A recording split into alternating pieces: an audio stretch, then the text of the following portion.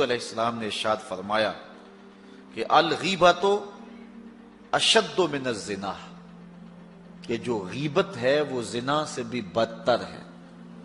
اور اس کی وجہ حضور نے یہ بیان فرمائی کہ اگر کوئی شخص بدکاری میں مبتلا ہوتا ہے تو بعد میں توبہ کر لیتا ہے، لیکن غیبت سے توبہ کرنے سے بھی معافی نہیں جب تک جس کی غیبت کی ہے اس سے معافی نہ ملے. اس لیے یہ بدکاری سے بھی بڑا گناہ قرار پاتا ہے. حضور نے ارشاد فرمایا، طبرانی نے اپنی موجم میں اس کو لکھا، المستمع احد المغتابین، فرمایا جو غیبت سنتا ہے وہ بھی ایک غیبت کرنے والا ہی ہے. اور صرف زبان سے ہی غیبت نہیں، اگر ہاتھ کے اشارے سے اور گوشائے چشم سے بھی غیبت کی جائے تو وہ بندہ بھی غیبت کرنے والے میں شمار ہوگا اور اس کو بھی اسی طرح سزا بھگتنا ہوگی.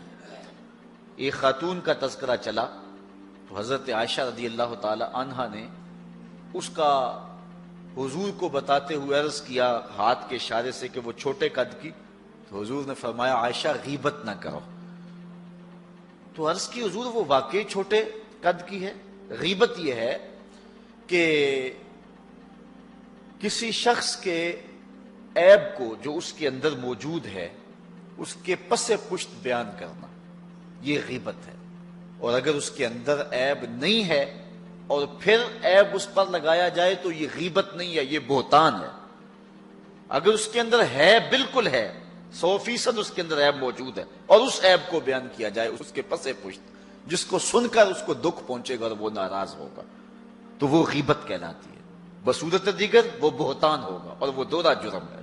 چغلی، غیبت اور چغلی الگ ہے.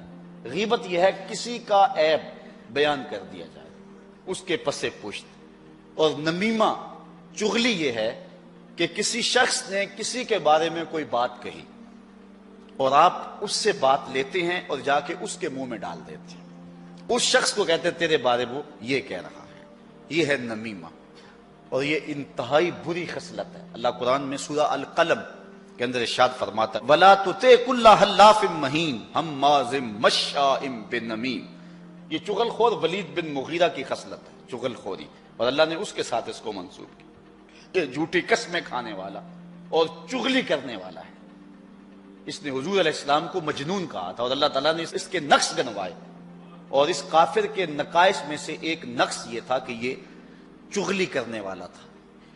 جس طرح مکھی گند اٹھاتی ہے نا اور جا کے پاک کھانے پہ رکھ دیتی ہے، اپنی اپنی قسمت ہے نا. شہد کی مکھی کا اپنا مقدور ہے. تو شہد کی مکھی چلتی ہے اور حضور پہ درود پڑتی ہے اور چھتے تک آتے آتے وہ شہد میٹھا کر لیتی ہے، وہ کڑوا رس میٹھا کر لیتی ہے.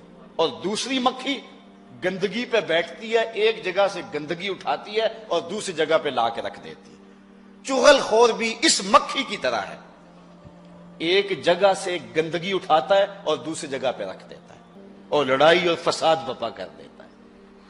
لیکن سلو کرانے والا شہد کی مکھی کی طرح ہے. کڑوا رس چوسا، دوسرے کو کہا یار وہ تو تیرے بارے میں جذبات ہی بڑے اچھے رکھتا ہے، واپس آتے آتے اس نے اس کڑوی باتوں کو میٹھا بنا لیا. اور پھر اس نے کہا اچھا پھر میں ہی غلطی پہ ہوں، اگر وہ میرے بارے جذبات یہ رکھتا ہے تو پھر میں غلطی پہ ہوں، میں توبہ کرتا ہوں، میرا اس کو سلام کہہ دینا. تو محبت پیدا ہو گئی. تو جو چغل خور ہوتا ہے، جو نمام ہوتا ہے، یہ انتہائی بدترین شخص ہے. اور بخاری مسلم دونوں میں روایت ہے، حضور نے ارشاد فرمایا لا يدخل الجنت نمام، چغل خور جنت میں داخل نہیں ہوگا، چغل خور جنت میں نہیں جائے گا. امام بخاری نے اپنی صحیح میں اس روایت کو نقل کیا ہے.